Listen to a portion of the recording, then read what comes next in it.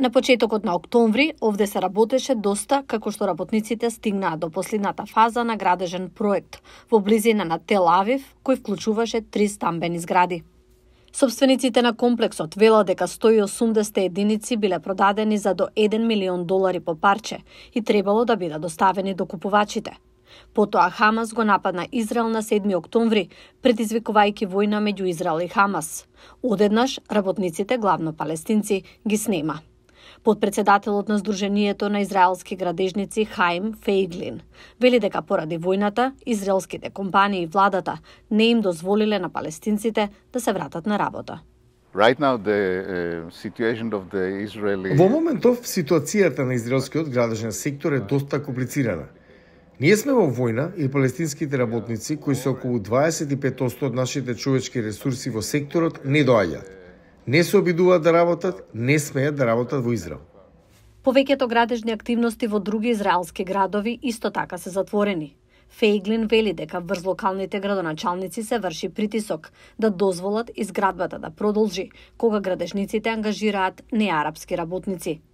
Израелските градежници се надеваат дека странски работници ќе заменат повеќе од 90.000 палестинци кои работеле во градежништвото пред почетокот на војната и оттогаш им биле одземени работните дозволи или не им е дозволено да се вратат на работа.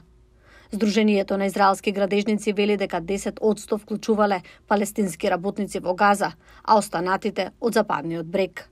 Но сега, вели Фейглин, тој повеќе не гледа иднина за палестинските работници во Израел. Во моментов преговараме со Индија. Ја чекаме одлуката на израелската влада да го одобри тој, се надеваме дека ќе ангажираме од 50 до 100.000 работници од Индија за да можеме да го водиме целиот сектор и да го вратиме во нормала. Околу 140.000 палестинци од западниот брег работеле легално и нелегално во Израел пред да започне војната, вели Самир Хулейле, економист и поранешен секретар на кабинетот на палестинската управа. Тоа е поразително, тоа е катастрофа. Со неја ќе дојде сиромаштијата, како и други видови реакции, секако зависи повторно тоа како можеме да ја завршиме оваа војна. Во многу села, мажите кои порано работеле градежништво во Израел чекаат да видат што ќе следи, како што е Иса Зеита во Рамала. Доаѓам овде да пием кафе наутро и да седам со моите пријатели. Одам дома да јадам, потоа се враќам овде да играм карти. Зеита вели дека не работел од денот кога Хамас го нападна Израел, кога неговиот работодавец му рекол да не се враќа на работа.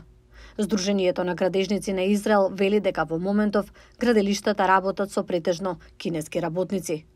Градежниците велат дека единствен начин да се врати секторот во нормала е да се вработат работници од странство.